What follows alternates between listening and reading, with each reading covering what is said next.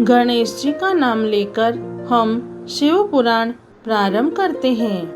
हे शंकर भगवान, हे माता पार्वती, हम जो भी शिव पुराण सुन रहे हैं, हमारी सब मनोकामना पूरी करना, हमारी रक्षा करना, हम सब आपकी शरण में हैं।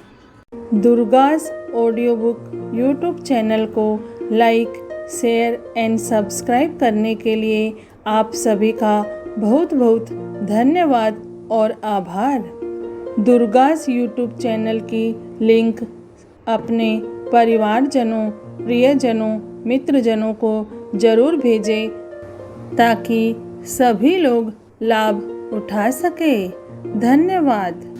शिव पुराण में श्री शतरुद्र संहिता में 37वां अध्याय प्रारंभ करते हैं। पांडवों को शिव पूजन के लिए व्यास जी का उपदेश।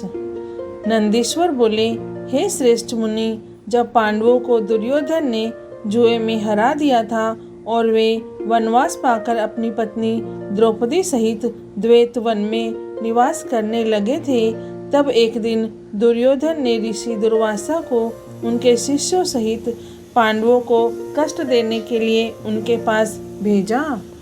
दुर्वासा ऋषि अपने 1000 शिष्यों को अपने साथ लेकर पांडवों की कुटिया में पहुंच गए।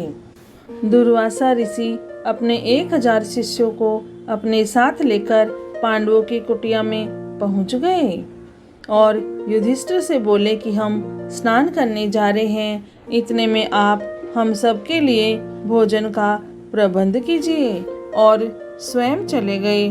दुर्वासा ऋषि द्वारा भोजन की व्यवस्था करने की बात सुनकर सब पांडव सोच में डूब गए, क्योंकि उनके पास अन्न नहीं था। तब देवी द्रौपदी ने भगवान श्री कृष्ण का स्मरण किया और वे तुरंत वहां आ गए। वहां उन्होंने पांडवों की रसोई में बचे अन्न के एक दाने को खाया और इससे वे स्वयं भी तृप्त हो गए, और साथ ही स्नान के लिए दुर्वासा और उनके शिष्यों का भी पेट भर गया और वे वहीं से लौट गए। इस प्रकार श्री कृष्ण ने पांडवों पर आए इस संकट को दूर कर दिया। फिर पांडवों को भगवान शिव की आराधना करने के लिए कहकर वे स्वयं द्वारका चले गए। एक दिन जटा जुट धारण किए, गले में रुद्राक्ष की माला और भस्म लगाए व्यास जी ओम नमः शिवाय पंचाक्षरी मंत्र का जाप करते हुए पांडवों की कुटिया में पधारे। व्यास मुनि शिवजी के प्रेम में मग्न तेज पुंज से आलोकित थे।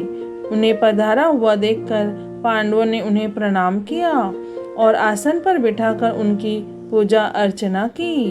तब महामुनि प्रसन्न होकर बोले, हे पांडवों, तुम सत्य के मार्ग पर चलने वाले हो और सदा ही धर्म का पालन करते हो। महाराज धृतराष्ट्र ने तुम्हारे साथ पक्षपात किया और तुम्हारा राज्य दुर्योधन ने छल करके तुमसे छीन लिया। जैसा बीज बोया जाता है, अंकुर भी उसी का निकलता है। अधर्म और असत्य का मार्ग अपनाने वालों का भी कभी कल्याण नहीं होता।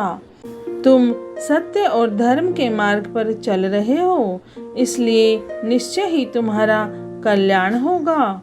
महामुनि व्यास के वचनों को सुनकर युधिष्ठिर बोले, हे नाथ, हमारे कष्टों को दूर करने के लिए कोई मार्ग बताइए।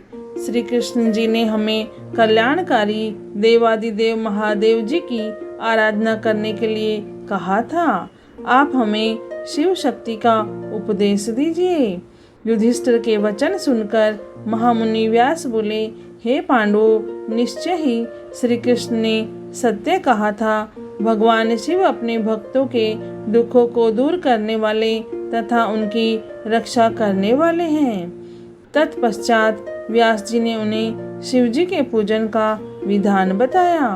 फिर बोले, तुम सदा ही धर्म के मार्ग पर चलना, इससे तुम्हारे कार्यों की सिद्धि होगी। यह कहकर महामुनि व्यास वहां से चले गए।